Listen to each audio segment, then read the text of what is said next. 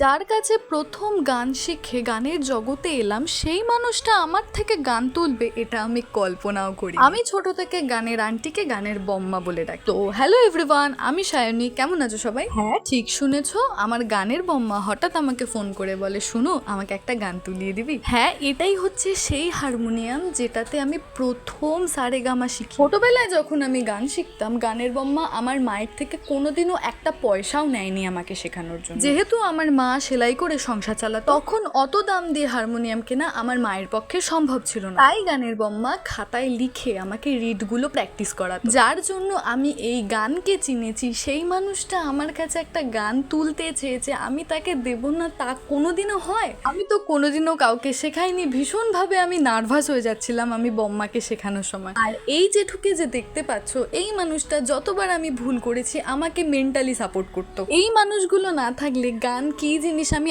আজও উপলব্ধি করতে পারতাম না।